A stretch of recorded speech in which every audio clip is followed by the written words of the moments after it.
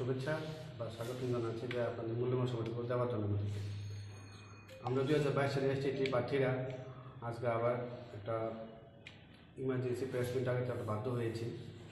আপনারা হয়তো অবগত আছেন যে বিগত 3 বছর ধরে আমরা 2022 সালে এসটিটি কোয়ালিফাইড ক্যান্ডিডেটরা অনবরত আন্দোলনমুখী রাস্তা হেঁটে যাচ্ছি, যাতে আমাদের যে মূল দাবিটা, যে দাবিটা নিয়ে আমরা সবসময় এগিয়ে যাচ্ছি, দাবিটা হলো যেটা আমাদের প্লেক্সে এখনও দেখানো আছে আপনাদের দ্বারা।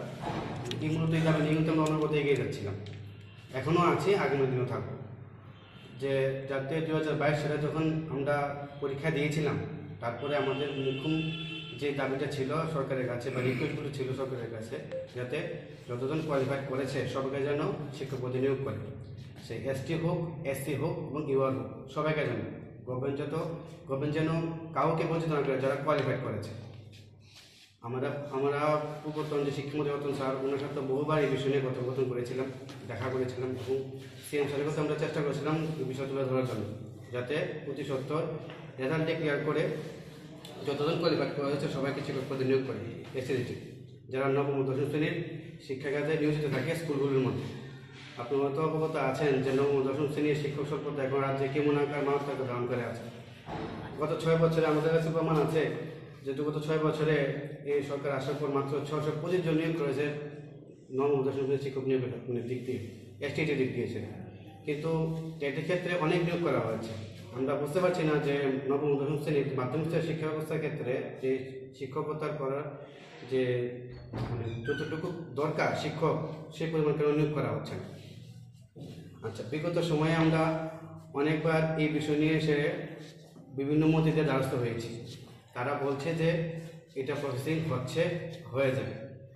অন্তিম সময়ে এসে আমরা যখন পত্রিকার মাধ্যমে দেখতে পাচ্ছি যে 700 পোস্ট একটা নিয়োগের বিষয় উঠে আসছে শিক্ষক পদে নিয়োগ করার জন্য। তো সেটা এখন এসটিজিটি কিনা সেটা আমরা কাছে পুরোপুরি ক্লিয়ার নেই। আমরা দেখেছি বিগত সময়ে, আপনাদের জানিয়ে রাখি যে 230টা পোস্টের নোটিফিকেশন আউট হয়েছিল।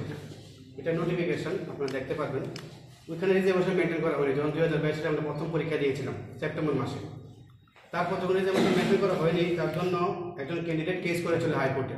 তারপর হাইকোর্ট জাজমেন্ট দিয়েছিল ওই বছর ডিসেম্বর মাসে যাতে রিজার্ভেশন ফলো করে, এটার মধ্যে রিজার্ভেশন ফলো করা হয়নি। যাক, পরবর্তী সময়ে গভর্নমেন্টে সেটার উপরে রিভিউ পিটিশন করেছিল, হাইকোর্ট মহামান্য আদালত জাজমেন্ট আবার পুনরায় রিপিট করেছে যাতে রিজার্ভেশন মার্জি ফলো করে।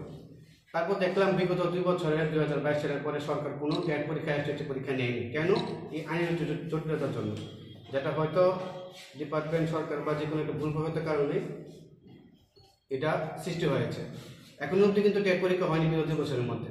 এই প্রথমত সামনে নোটিফিকেশন আউট হবে, 2 বছর পরে আমরা নতুন করে নোটিফিকেশন জারি হয়েছে ক্যাট পরীক্ষা। এসটিটি পরীক্ষা কিন্তু এখনও কোনো নোটিফিকেশন আউট করেনি। কী করে হবে? কারণ আমাদের সলিউশন এখন হচ্ছে না, যারা আমরা 2022 সালে এসটিটি সেপ্টেম্বরে পাস করে বসে আছি। তো এখন মূলত আমরা অনবরত আপনার যে ফাইন্যান্স মিনিস্টার স্যার, আদার যে মন্ত্রী আমরা আছে রেসপেক্টেড মিনিস্টার তাদের কাছে আমরা গিয়েছি ভালো করে এই বিষয়টা জানানোর জন্য যে এই শিক্ষক নিয়োগ প্রক্রিয়া কেন ঝুলে আছে, তারা কেন নিয়োগ প্রক্রিয়া সম্পন্ন করছে না। আমরা আপনার থেকে বেশি সময় নেব না, সংক্ষিপ্ত আকারে আপনাকে বলছি জিনিসটা যে যদি 700 শিক্ষক নিয়োগ করে এবং সেটার জন্য এসটিটির জন্য হয়, আমরা যখন কোয়ালিফাইড করেছি আমরা আপনার রেজাল্ট কিন্তু এখনো প্রকাশ করেন ইন্টারভিউটির মাধ্যমে। আমরা পরীক্ষা দেওয়ার পর তারা একটা উত্তরপত্র প্রকাশ করেছে, যাতে আমরা বলতে পারি যে আমরা পাস করেছি। কারণ আনসার কি, যেটা ফাইনাল আনসার কি, যেটার মধ্যে লেখা থাকে যে U R 75 pass mark, SC ST 68 pass mark. আজকে যদি এটা বলা হয় যে 700 পোস্ট দেওয়া হয়, 700 অ্যাপ্লিকেন্ট আছে আমাদের, তাহলে আমি অ্যাপ্লিকেন্ট ধরতে পারি যে তারা উপযুক্ত। তাহলে এখন যখন আমরা অনবরত 2 বছর ধরে রিকোয়েস্ট করে যাচ্ছি, বিশেষ করে এখন তো দপ্তরের মুখ্যমন্ত্রী স্যার নিজে, ওনার কাছে বড় আমরা রিকোয়েস্ট করে যাচ্ছি যাতে যারা এই 75 ইউআর এবং এসসি এসটি 68 ক্রস করেছে সবাইকে যেন নিয়োগ করা হয়। কারণ গত 6 বছরে নবম দশম শ্রেণীর এসটিটি টিচার একদম কম মাত্রায় নিয়োগ করেছে, 625 জন, এবং যেটা যে খালিটা সেটা পূর্ণ করতে গেলে অনেকটা টিচার নিয়োগ করা। কোনোদিন বাদ নেই যে প্রত্যেক থেকে উঠছে না, এবং কোনো মহকুমা বাদ নেই যেখানে ছাত্রছাত্রীরা রাস্তা আন্দোলন করছে না সাবজেক্ট টিচারের জন্য, মাধ্যমিক স্তরের শিক্ষক নিয়োগ করার জন্য। আপনার বিআরপি সিআরপি দিয়ে ক্লাস করিয়ে আপনার আপনার প্রাইমারি সেকশনে দিয়ে ট্রান্সফার দিয়ে ক্লাস করিয়ে জোড়াতলে দিয়ে শিক্ষা ব্যবস্থা উন্নতি করা সম্ভব না। আমরা বারবার দাবি রাখছি যাতে শিক্ষককে নিয়োগ করে। আমরা যখন অনবরত আপনার আমরা যে মূল দাবিটা যেটা আমরা ফ্লেক্স নিয়ে আমরা বরাবর সামনে আগে এগিয়ে যাই যাতে অতি সত্ত্বর সবাইকে শিক্ষকদের নিয়োগ করে, কিন্তু রিজার্ভেশন মেনে পোস্ট ইনক্রিজ করে সবাইকে যেন করে। আজকে যখন 230 নোটিফিকেশন আউট হয়েছিল, হাইকোর্ট যখন বলেছে রিজার্ভেশন ফলো করতে, তো অটোমেটিক ওখানের মধ্যে এসটি পোস্ট কমে যায়। আমরা বলেছি না, সেটা যেন না হয়। পোস্ট অনেক খালি পড়ে আছে, এসটি আরটিআই রিপোর্ট আছে, অনেক পোস্ট খালি পড়ে আছে।